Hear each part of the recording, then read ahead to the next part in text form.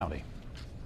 There's a new way to get around Cincinnati that's rather easy and fast and hip, but some are crying foul over the new service that allows you to get a ride by simply tapping an app. Local 12's Angenette Levy joins us live downtown with more on this Uber car service, as they call it. Angenette? Rob, it's actually pretty interesting. The Uber service has been up and running for a couple of weeks now in Cincinnati, but tonight the company held an official launch party. All you need to order a ride is a smartphone, the Uber app, and a credit card. Tonight we decided to put it to the test. I've been doing this for quite a long time. Every day is a different day. The last few days have definitely been different for Frank Sereski. He's been driving limos for 21 years. For 3 days, he's been driving for Uber. Uber's a technology company, so our app is really just a platform that connects people looking for rides with available drivers. Uber offers two services, an upscale black car or uberX, which allows people to connect with a freelance driver driving their personal car, which typically costs less than a cab.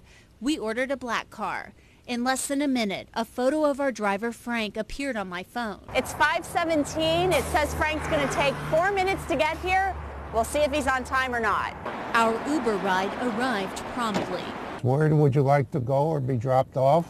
The precinct, please. Precinct on Delta. Black car drivers like Frank work for car services licensed by the city, but UberX drivers don't need a license, which has irked cab drivers. The owner of Rand's Taxi is collecting signatures for a petition to drive Uber out of Cincinnati. He believes the freelance drivers are unfair competition for cabbies, who are regulated by the city and are required to have lights on their vehicles. To the extent that there's validity to those claims, though, we'll take a look at that. But we don't see it as a challenge. I mean, we've seen Uber in other cities and it's been very successful, so we don't see that being a problem. Councilwoman Yvette Simpson believes Uber will be good for tourists and millennials who live downtown and don't own cars. Our ride with Frank went smoothly. Some might call it Uber cool. Having more transportation options in a city is ultimately a good thing, so we're just going to let people choose which way they want to move. Now, our driver tonight, Frank, said last Saturday night he was incredibly busy. Every time he dropped off a fare, another one kind of pinged up on his phone and he went to pick them up. He said a lot of the customers he's driven have already used Uber in other cities, whether it was for business or for pleasure. Meanwhile, Uber says its drivers are safe. They're all insured up to $1 million and they go through extensive background checks.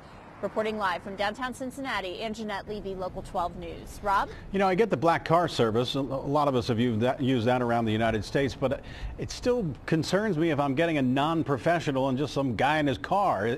Is it safe, do you think? Well, you know, I guess that's up to the people taking the ride, whether it's you, me, or anybody else watching this story. It's been successful in other cities around the country. Uber insists that its drivers are safe. They inspect their vehicles. They put them through extensive background checks, driver's license checks. So they say it's safe, but I guess we're just going to have to wait and see how it pans out. It seems like they've operated pretty safely in other cities around the country. Yeah, good point. I guess you don't have to get in the car either if you don't like the guy who's driving up to pick you up. Uber operates in more than 80 cities around the globe right now, so if you'd like to see a map of the areas Uber serves or get a quote on a fare, you can check it out at local12.com. It's interesting, and I know a lot of people are using it. How about